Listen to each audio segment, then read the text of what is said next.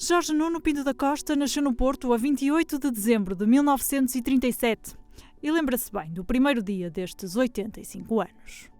A minha memória mais querida foi em 28 de dezembro de 37, quando ouvi a parteira pegar em mim e dizer é um menino. Eu fiquei muito contente por ser um menino. O sentido do humor e a ironia sempre foram marcas que distinguiram Pinto da Costa, mas o que fez dele uma figura cimeira do desporto mundial foi a capacidade de transformar o Futebol Clube do Porto numa máquina de amealhar troféus. Em 40 anos à frente do clube, Pinto da Costa já ajudou a conquistar 2.439 títulos, 25 deles internacionais. Neste período, a equipa sénior de futebol venceu 66 troféus, incluindo 7 competições europeias e intercontinentais. Entre estas dezenas de taças, há uma que ocupa um lugar mais especial no coração do presidente do Futebol Clube do Porto. A vitória internacional, não é, que falou, que me deu mais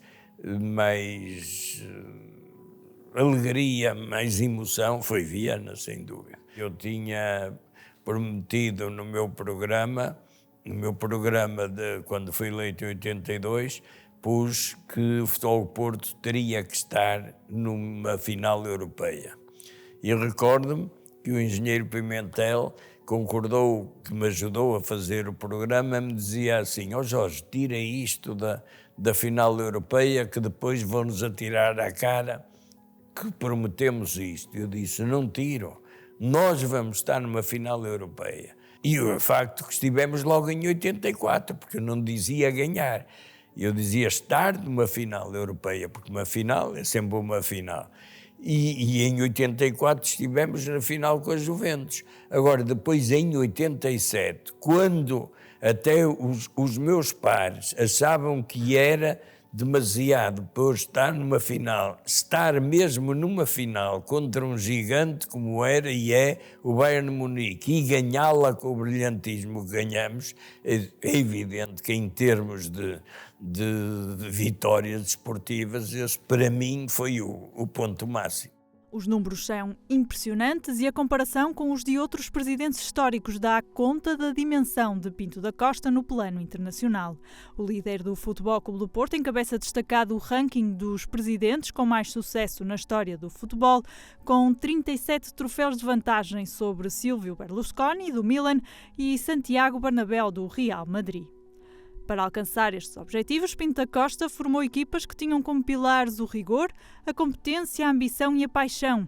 Dirigentes como Reinaldo Teles, Armando Pimentel e Teles Roxo e treinadores como José Maria Pedroto, Artur Jorge e José Mourinho são exemplos de alguns dos homens de confiança do presidente que ajudaram a projetar o Futebol Clube do Porto nos relevados. As vitórias têm sido concretizadas por inúmeros craques.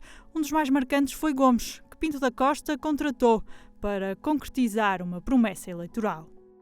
Foi campeão nacional na era de Pedroto, quando eu era diretor de futebol.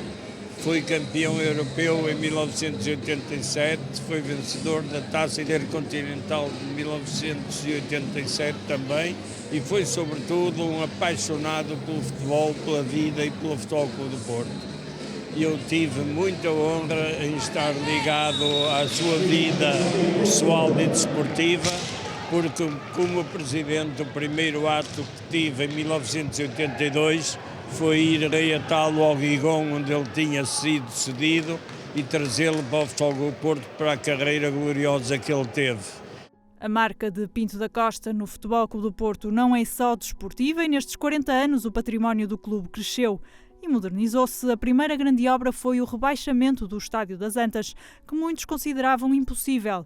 Já no século XXI, as construções do Estádio do Dragão Arena e do Museu do Futebol Clube do Porto corresponderam ao concretizar de 3 sonhos. Para defender os interesses do clube e da região norte, Pinto da Costa nunca abdicou de denunciar o centralismo crónico português, como aconteceu numa célebre conferência de imprensa num dos pavilhões das Antas. Peço-vos a maior serenidade, porque acabo de ser avisado de que vem a caminho do pavilhão do Futebol Clube do Porto a GNR com o pretexto de que estará aqui uma bomba. Se estiver aqui uma bomba, eu espero que ela exploda. O que se pretende atingir é se calhar um dos últimos baluartes do norte do país.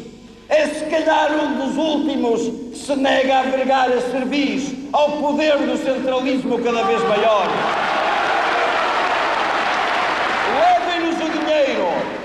Levem-nos o dinheiro, façam-nos a Expo 98 e falem de São Jade 99 e a de 1000. Façam-nos todas!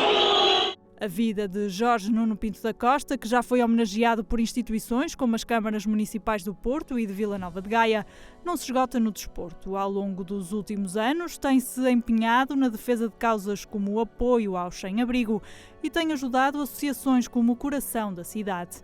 É um homem de diversas paixões, como os cães, o fado e a poesia. Aos 85 anos de idade, continua a viver uma vida cheia em todos os sentidos. Dúvida? Não, mas luz, realidade. E sonho que na luta amadurece o tornar maior esta cidade. Eis o desejo que traduz a prece. Só quem não sente o ardor da juventude poderá vê-la de olhos descuidados. Porto, palavra exata, nunca ilude. Renasce nela a aula dos namorados. Deram tudo por nós estes atletas. Seu traje tem a cor das próprias veias e a brancura das asas dos poetas. Ó fé de que andam nessas almas cheias. Não há derrotas quando é firme o passo. Ninguém fala em perder, ninguém recua. E a mocidade invicta em cada abraço, assim mais nos estreita. A pátria é sua. E de hora a hora cresce o baluarte. Lembro a torre dos clérigos, às vezes, um anjo dá sinal quando ele parte. São sempre heróis, são sempre portugueses. E azul e branca essa bandeira avança, azul, branca, indomável, imortal. Como não pôr no Porto uma esperança se daqui houve o nome Portugal?